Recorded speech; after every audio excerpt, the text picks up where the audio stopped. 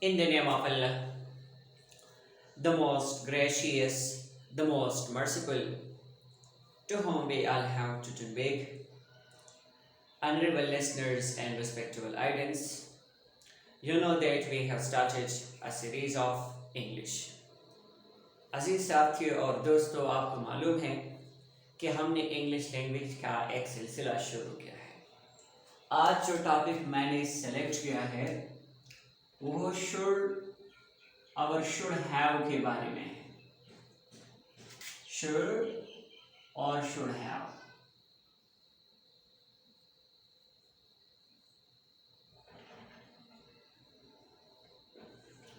यानी आज हम सिर्फ और सिर्फ दोनों टॉपिक्स के बारे में बातें करते हैं कि शुड का इस्तेमाल कैसे है और शुड हैव का इस्तेमाल कैसे है। आमतौर पर जब हम शुड के बारे में बात करते हैं तो शुड के लुग़वी माने हैं चाहिए।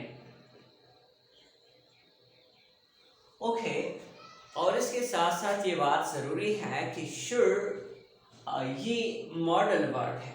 मतलब ये है कि ये 3-4 मकासद के लिए हम इस्तेमाल करते हैं। जब आप किसी को नसीहत करते हैं, ख़ासतौर पर वालिदैन अपने बच्चों को नसीहत करते हैं तो शुड का इस्तेमाल करते हैं। तो ये नसीहत के लिए भी इस्तेमाल होते हैं। अगर आप माइंड में रखना चाहते हैं तो ये शुड एडवाइस के लिए इस्तेमाल होते हैं, नसीहत के लिए एडवाइस, नसीहत। ओके, दूसरी बात शुड के बारे में ये है कि ये शुड इंस्ट्रक्शंस के लिए इस्तेमाल होते हैं। इंस्ट्रक्शंस भी हिदायत देने के लिए इस्तेमाल होता है। मिसाल के तौर पर अक्सर तो मरीज को हिदायत दी जाती है डॉक्टर की तरफ से कि आपको दवा जो है वो कैसे खाना चाहिए वगैरह। इसके साथ साथ अक्सर किसी इदारे की जो हेड है वो भी अपने टीचर्स को इंस्ट्रक्शन देता है, या इंजीनियर है वो अपने वर्कर्स को इंस्ट्रक्शन देता है कि आपको काम कैसे करें। और इसके साथ साथ ये ड्यूटी के लिए भी इस्तेमाल होते हैं, या ड्यूटी फर्ज या फराइज के लिए भी इस्तेमाल होते हैं। तो लिहाजा ये शुड ये 3 मकासद के लिए इस्तेमाल होते हैं। उम्मीद है कि अब आपका कॉन्सेप्ट जो है वो शुड के बारे में क्लियर हो। और जिस तरह मैंने कहा कि शुड के माने है चाहिए।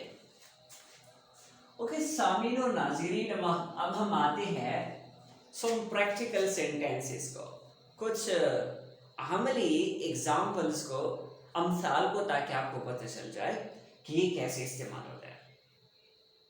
मिसाल के तौर पर आप कहते हैं कि आपको सुबह सवेरे उठना चाहिए। वालिदैन कहते हैं अपने बच्चों को तो कि आपको सेहतमंद रहने के लिए सुबह सवेरे उठना चाहिए। तो कैसे हम ये इस्तेमाल करेंगे? आपको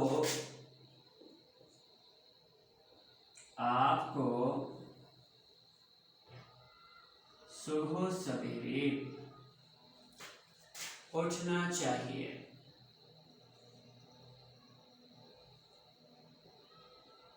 तो इंग्लिश में हम कैसे कन्वर्ट करें? बिल्कुल इजी तरीका है। जब एक सेंटेंस सिर्फ जहन में रखना है, यू लगाना है और यू के बाद फौरन शुड। यू शुड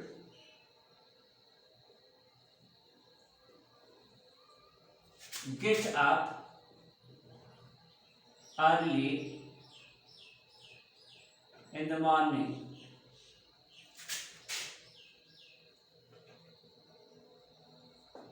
ओके, आपको सुबह सवेरे उठना चाहिए। You should get up early in the morning. और सेंटेंस, आपको वक्त जाये नहीं करना चाहिए। अगर आप नहीं के बारे में कहते बस सिर्फ नॉट लगा, you should not waste the time. Waste के माने है जाये करना, वेस्ट जाये करना। आपको वक्त जाये नहीं करना चाहिए, you should not waste the time. आपको मुताला करना चाहिए, यू शुड स्टडी। आपको रेगुलरली बाकायदगी से मुताला करना चाहिए, you should study regularly. Regularly इस तरह लिखा जाता है। तो रेगुलरली का मतलब है बाकायदगी से। ओके, आपको ईमानदारी से काम करना चाहिए, यू शुड वर्क ऑनेस्टली। आपको हर रोज तैयारी करनी चाहिए। You should prepare every day, या daily. You should prepare every day और डेली। आपको 5 वक्त नमाज अदा करनी चाहिए। You should establish. अब एक हमारे साथ है अदा करना, तो इसके लिए आमतौर पर हम अफर अदा कर लिखते हैं, अफर। और एक हमारे साथ है एस्टैब्लिश, कायम करना। अगर आप कहते हैं कि आपको नमाज अदा करना चाहिए, you should offer the prayer, you should offer the prayer. आपको नमाज कायम करना चाहिए, you should establish the prayer. आपको पता है कि अदा करना और कायम करने में फर्क है बाहर। तो अफर अदा करना और एस्टैब्लिशमेंट कायम करना। अगर आप कहते हैं कि आपको इनफिरादी नमाज अदा करना चाहिए, मसलन आप अलग नमाज पढ़ते हैं, तो आप कहते हैं कि आपको इनफिरादी नमाज अदा करना चाहिए, तो इनफिरादी नमाज के लिए हम क्या लिखते हैं? इंडिविजुअल प्रेयर, इनफिरादी नमाज। ओके, अब मैं एक कोशिश करता हूं कि कुछ ऐसे अल्फाज लिखूं ताकि आपके वर्ड्स में इजाफा हो जाए। मैं जल्दी जल्दी लिखने की कोशिश कर रहा हूं। देखिए, एक हमारे साथ है mandatory prayer, mandatory prayer.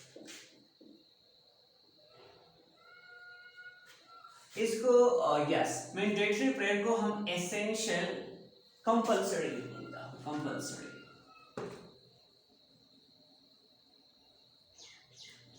Compulsory prayer, इसका मतलब है वाजिब नमाज। आपको वाजिब नमाज अदा करनी चाहिए। You should offer, you should establish mandatory prayer और कंपल्सरी प्रेयर। अगर आप कहते हैं कि आपको फर्ज नमाज अदा करनी चाहिए, फर्ज नमाज, तो फर्ज नमाज के लिए obligatory prayer, obligatory prayer. You should establish obligatory prayer।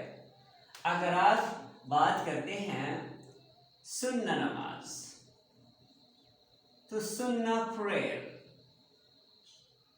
इसके साथ एच बी लगा सकते हैं। You should offer सुन्ना प्रेयर, सुन्ना।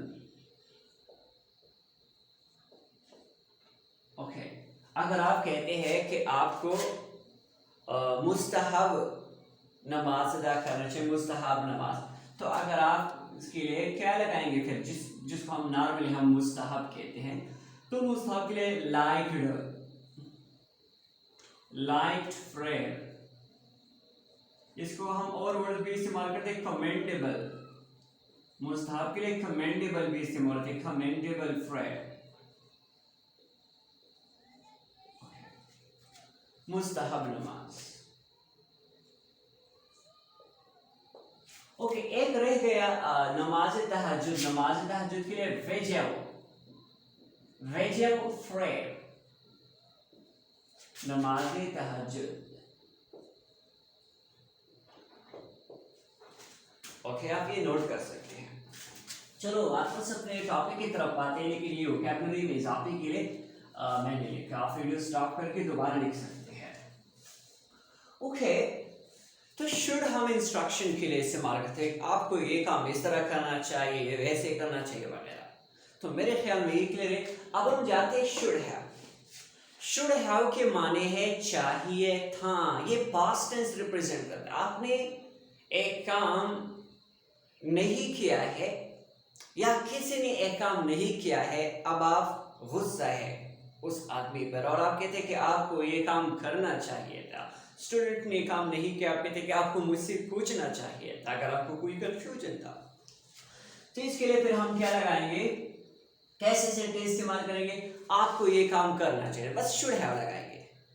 लेकिन इसके साथ साथ ये बात ज़हन में रखना है कि वर्ब की तीसरी पार्ट लगाना। आपको पता है ना, हमारे साथ वर्ब की 3 फॉर्म है फर्क की, मसलन गो, वेंट, गॉन। ये आप डिक्शनरी में भी सर्च करते हैं, इंटरनेट में भी मौजूद है, मुझसे भी पूछ सकते हैं। मसलन come, came, come, ask, asked, asked, called, called, called, think, thought,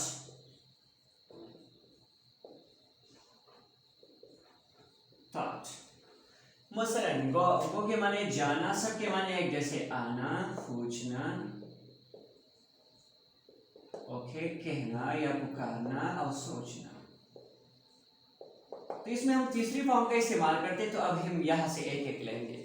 आपको जाना चाहिए था, यू शुड हैव गॉन।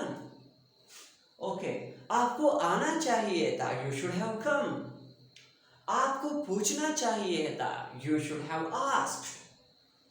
आपको मुझे कॉल करना चाहिए था, यू